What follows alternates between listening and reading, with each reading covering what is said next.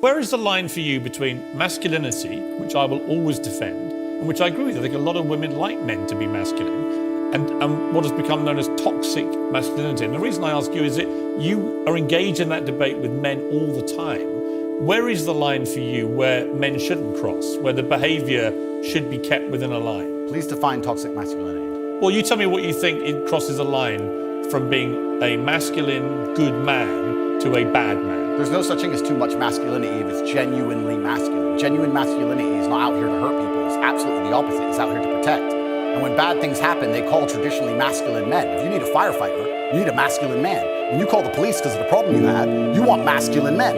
And as soon as a woman or a man is in trouble, when you look for backup, you look for masculine men. And masculine men have a duty to provide and protect those they care about. We have a duty to do things we don't feel like doing because we know we're supposed to do them. And that's why we stayed in the Titanic and died. Those were masculine men. Where did you get your views about this from? This is what I grew up with. This is the family I grew up around. And your father, your mother? Yeah, and the world I lived in. And I think a lot of the things I'm saying now about masculinity and how people should act in the world, how the world should function, were considered completely normal and accepted by everybody only 20 years ago. I think the world's just lost its mind. For me to stand up and say a man should protect a woman now gets to be called a misogynist and canceled. If I said that 10 years ago, everyone would say, duh. And what's funny is, everyone who argues against me and says men shouldn't protect women, especially all the feminists, if they were with their boyfriend and a man broke into their house, guess who they'd expect to go downstairs? Who do you think? Think they go themselves? Are they going to Afghanistan? No, we send men to do this. So we send women in the armed forces too. You have to generalize when you make rules. There are many exceptions. Exceptions do not disprove the rule.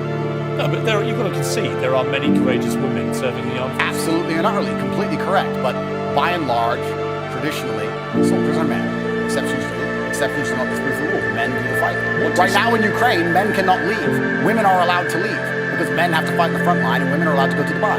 That is how it is. What do you say to young men who come to you for advice, who feel lost, who don't really know where they fit into society? I say that life as a man is exceptionally difficult. I say the most beautiful and the most terrifying thing about being a man is you're born without value. Society doesn't care about you. You're only going to be cared about based on how useful you are. You have the chance to build yourself up and become a superhero if you're prepared to do the hard work and be indefatigable enough to never quit. But if you're going to stand around and wait for a handout, nobody's going to ever respect you. And I think that a lot of people have forgotten about how difficult and how competitive it is as a man. We're always in constant competition with each other. And it's your duty as a man to stand up and say, I want to be as important and strong and good-hearted and God-fearing as possible, and I need to work hard to achieve those things. The interesting about overly emotional men is that they're dangerous. They're genuinely dangerous. This is what's crazy. All these people who talk about toxic masculinity and how bad it is for men to be traditionally masculine. A traditionally masculine man does things he doesn't feel like doing because it is his duty to do them. He charges into the building because it is his duty. Not because he feels like it, because it is his duty. We're now teaching the new generation of men that they don't have duty and they can just act on their feelings and act how they feel, and they don't have to act as a man should. Do you know what happens when you get men who just act how they feel?